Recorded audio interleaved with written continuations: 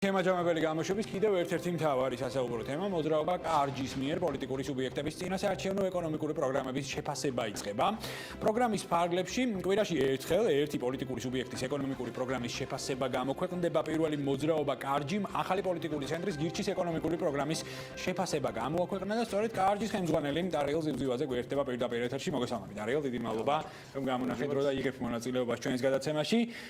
დავუწყოთ ამ შემთხვევაში გირჩის პოლიტიკური პროგრამით რა ძირეულ ასპექტებზე ამახვილებთ ყურადღებას, ძირითადად რა თქმა უნდა ეკონომიკურ მიმართულებაზე ვიმსჯელებთ, ორი აზრი არ არსებობს და ძირითადად რას გამოყოფთით, რა ძირეულ ასპექტზე გაამახვილებთ ყურადღებას, გისმენთ. პირველ რიგში დიდი მადლობა მოწვევისათვის, თემა რა თქმა უნდა აინტერესებს ამომრჩეველს, ვინაიდან ეკონომიკური საკითხები ყველას აინტერესებს და თან განსაკუთრებით. ჩვენი мотивация რა არის? ჩვენ რეალურად გვაინტერესებს ქვეყანაში ორნიშნა ეკონომიკური ზრდა.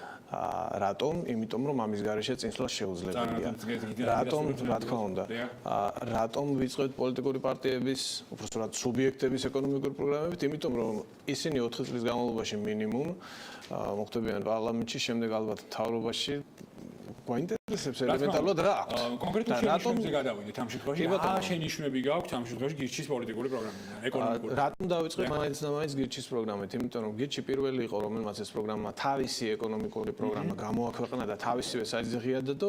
გარდა ამისა, კომუნიკაცია ჰქონდა მწარმოებელთა ფედერაციასთანაც. თან გირჩს აქვს ერთ-ერთი ყველაზე რადიკალური გადასახადების, კერძოდ 3 გადასახადის, საშემოსავლო, მოგებისა და იმპორტის გადასახადის შემცირება. საერთო ჯამში ეს გახდა мотивация, რომ დამეწყო ამ კონკრეტული პოლიტიკური სუბიექტით. თუმცა კვირაში ერთხელ რიგრიგობით, ვისაც ექნება, რა თქმა უნდა, ვისაც ექნება ეკონომიკური შეთავაზება, ყველას შევა. მაშინ ესეთ კითხვას დავსვავ, 10 ბალიანი სისტემით ამდენს დაუწერდით ამ შემთხვევაში გირჩის ეკონომიკურ პროგრამას. ძალიან კარგი შეკითხვა დამისვით, აი ვეცადე რომ შემექმნა ისეთი სისტემა, რომელიც მოცემდა საშუალებას არა ზეპირად სიტყვებით, არამედ ქულებით, მეთქმა სათქმელით და გამოვყავი 3 კრიტერიუმი, ამაზე დიდი ხანს ვიფიქრე, მართლაც ერთი არის გაბედულება, იმიტომ რომ ჩვენს ეკონომიკას მართლა ჭირდება სერიოზული შემოლაწუნება. მეორე ეს არის რეალისტურობა, იმიტომ რომ ხა პროგრამა რომელიც რეალისტური არ არის, ის პროგრამადაც არ ითვლება.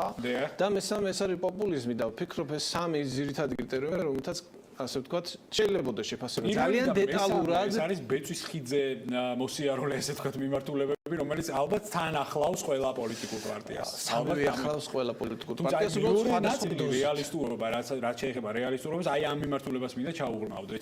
რამდენად რეალისტურია სურვილი გასაგებია და აბსოლუტურად ყველა პოლიტიკურ პარტიას ამ შემთხვევაში სურვილი გასაგებია და ვეთანხმები უდასტურებ აბსოლუტურად, თუმცა რეალისტურად ეს ყველაფერი რამდენად განხორციელებულია იმ მაკროეკონომიკური კონდიციების ჭრილში, რაც ჩვენს ქვეყანას აქვს.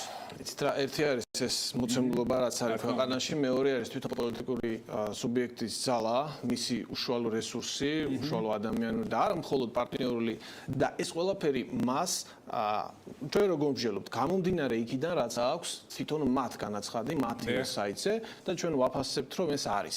არის ასევე კომენტარები, მოკლედ, რაც შეეხება რეალისტურობას. 10 ქულიდან ძალიან ბევრი მსჯელობა ანალიზის შედეგად, აქ არის 8 ძირითადი გზავნილი, აქვთ 3 ძალიან კონკრეტული მიზანი, რომელზეც ჩვენ ვსაუბრობთ, და ჩვენ რეალისტურობის თვალსაზრისით 10-დან 5 ქულა ავწერეთ ნახევარი შემთხვევაში.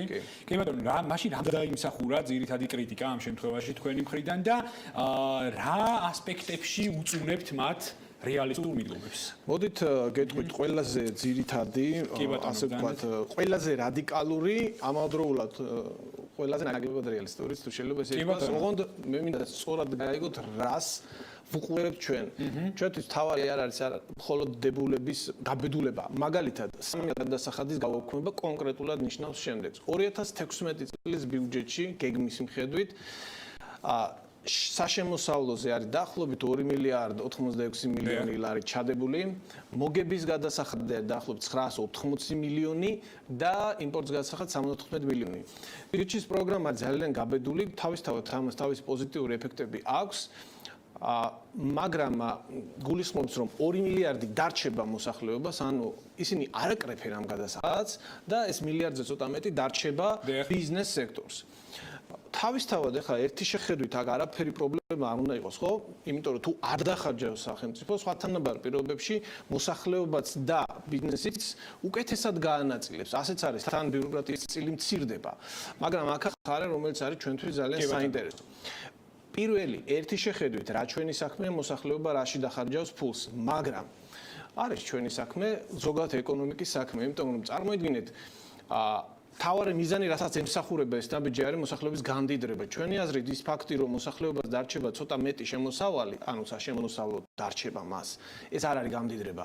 გარდა მაგისა, როცა 2 მილიარდი დარჩება მოსახლეობას წელიწადში, ეს თავისთავად კარგია, მაგრამ რაში დახარჯავს მოსახლეობა? ძირითადი ხარჯი მოსახლეობისა, რა თქმა უნდა, იქ რო ჩავშალოთ ბევრი დეტალია, მაგრამ ძირითადი ფული ნახევარზე მეტი დაიხარჯება იმპორტულ პროდუქციაში და ეს იმპორტული პროდუქციაში დახარჯული ფული გაედინება ქვეყნის გარეთ. ჩვენ წელიწადში ისედაც გვაქვს -5.9 მილიარდი დოლარი სავაჭრო დეფიციტი და მასზე კიდევ 1 მილიონი დამატებითი წნეხი იქნება, რაც გააქცევს ლარის კურსაც და გამოიწვევს ინფლაციურ წნეხსაც. ეხლა ბიზნესთან დაკავშირებით.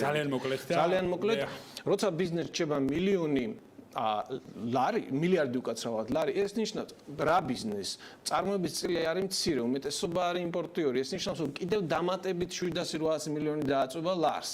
როგორც კურს, ასევე ინფლაციურ თვალსაზრისით ეს არის გადინება სადღაც აი 3-14 მილიარდიდან 60%-ში.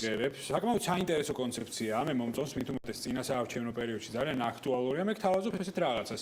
მომავალში ვიც იქნება შემდეგი პოლიტიკური პარტია, ვის ეკონომიკურ პროგრამასაც შევაფასებ, მასთან ერთად მოვახდინოთ შაქარი პირველ რიგში ეს მინდა და სიმართლე გეტყვით ველოდი ეხლა მაგალითად იმიტომ რომ ცოტა უხერხული არის საუბარი როცა წარმოგელი არ არის და ძალიან დიდი სურვილი მაქვს მე თვითონაც ის წარმომადგენლებს აუცილებლად თუმცა ახლა მომავალში ხომ არ გაგვიმხელდი ვინ იქნება შემდეგი პოლიტიკური პარტია რა თქმა უნდა გაგიმხელთ რიგის მიხედვით ხომ მაქვს გარკვეული შემდეგი არის პატა ბურჯულაძე პარტია შემდეგი იქნება ნაციონალური მოძრაობა და შემდეგ ალასანი თავისუფლად ეს რატომ ასე იმიტომ უბრალოდ ამ რიგით გამოაქვეყნეს მათ თავიანთ ეკონომიკური პროგრამები და ვინც კიდევ გამოაქვეყნეს მათაც რა თქმა უნდა შევხედავთ გასაგებია ძალიან საინტერესო კონცეფციაა. დიდი მადლობა ყურადღებისთვის. ნამდვილად ვიგულეთ თქვენს გვერდით. ახლა მომავალში გვამონდებურად იგივე. განვიხილოთ ერთად ნამდვილად ეს საინტერესო მიმართულებები. ძალიან დიდი მადლობა დარიელ ზიმზივაძეს.